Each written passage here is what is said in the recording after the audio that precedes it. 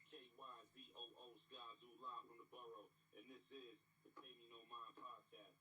This is Ray Flores, ring announcer for Premier Boxing Champions. You are listening to the Pay Me No Mind podcast with my man, Wood. Well, you your man, Malinaji, giving a big shout out to the Pay Me No Mind podcast.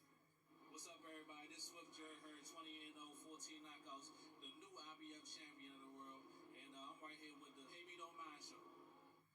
Yo, it's your boy John Connor, and you're checking out the Pay Me No Mind podcast. It's Aftermath, but ain't nothing after that. Flip me in the building. It's Connor, what? You are listening to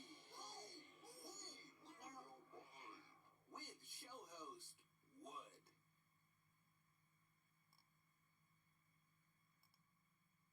What's good, world? Peace, peace. This is Wood, as you just heard. Little bit of bite down boxing before I get on out of here for this great Friday. I wanted to come back in and touch base on a couple of things before I get up out of here. And we have our first weekend of boxing. Full schedule, too. We get started tonight in Atlantic City. Tomorrow we're in Atlantic City. And then I believe also Saturday is also San Antonio, I believe, with the Munguia and O'Sullivan and Franchon Cruz DAZN. So, yeah, I'm excited, man. Ready to check all of this out. Just wanted to get some thoughts in there. We'll start with tonight in a couple of hours. More than a couple, but you get my drift. Hold on real quick. Computer, man, it's just bugging. But we'll get into it. There we go. All right.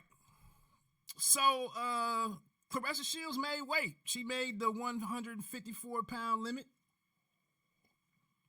And we have a fight tonight. The one thought that I had on this was that despite all of the criticism, the haters, the detractors, and I know Claressa Shields can be an interesting figure for some people to like. I get it. I'm not on board with everything that I see and I hear, but she shows up for work, though. And my thought on this thing right here was she hadn't made the 154-pound limit, but people are putting opportunities out there before her, and she's taking advantage of them. Showtime, after the incident back in October up in Flint with James Ali Bashir being assaulted by Shields' brother, many people were looking at Showtime and Steven Espinosa like, why do you continue to work with her?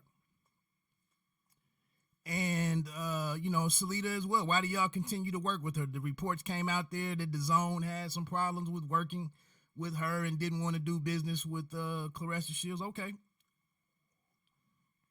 But Showtime, keeping it funky with her, they're giving another opportunity that they are allowing or, investing money in her, giving her the chance to get this third title in the quickest, the least number of fights to get a third title in a new weight division. And we have Ivana Habazin.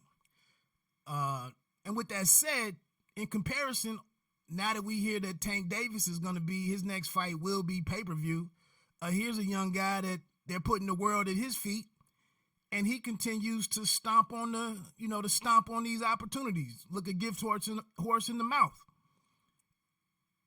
Claressa came in, made weight. I believe she was 153.4. Let me make sure of that real quick. She was 153.5. Ivana Habazin was 152.5. You see the picture here. Habazin came in eating ice cream on the scale. All of this is good. Tonight, Habazin I think she has to show up and make this thing interesting. I really think the onus is on her to make this thing interesting. Like, I really don't see how Claressa Shields can fully be the GOAT if you don't have any interesting dance partners. Oh, I see something I don't like real quick. Yeah, like, it's hard to fulfill all of that when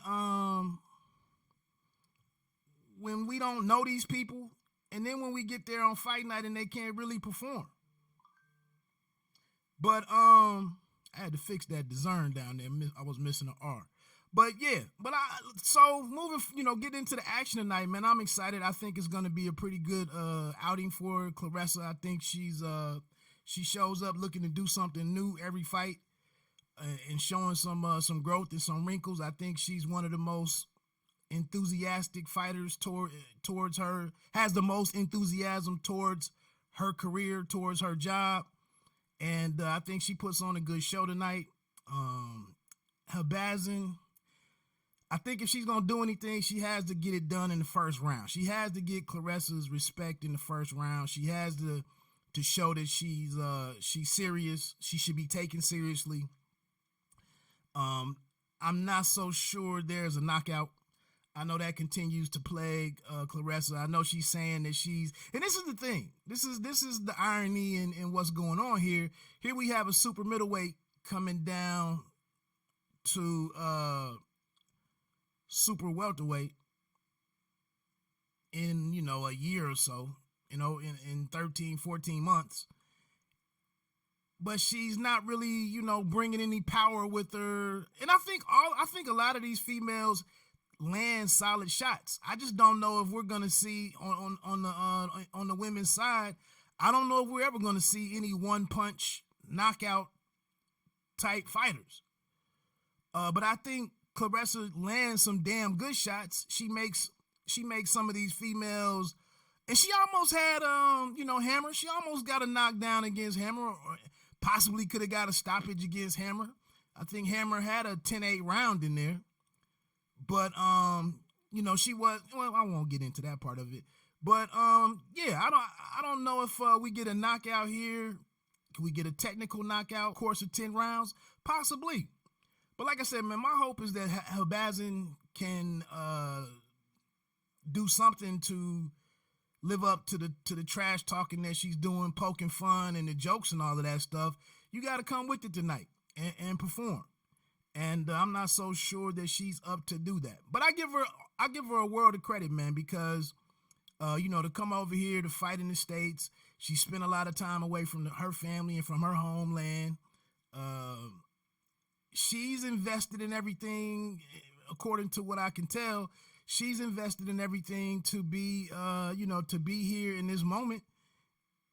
And she said all of the right things. I heard her on the Akin Barak show. She said some things this week during fight week.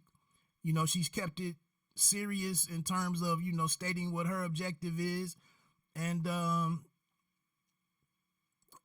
trying to disrupt or derail, what's kind of a foregone conclusion in terms of Claressa getting his third title. So we'll see. Moving into to the co-main event with welterweights Jaron Ennis and Bakhtiar Ayubov. Hell of a night for Ayubov coming up. As you can see right here, or you can see here in the slideshow, man, that he's to me he's a short arm guy, a thumper, takes big shots, likes to load up on everything. Action packed guy, but I think he's more of a 140 guy in my opinion. And the interesting thing here was on the weigh-in. This is a 10-round welterweight bout. Jaron Ennis came in at 145 3/4 pounds. Bakhtiar Ayubov came in at 146 1 1/4.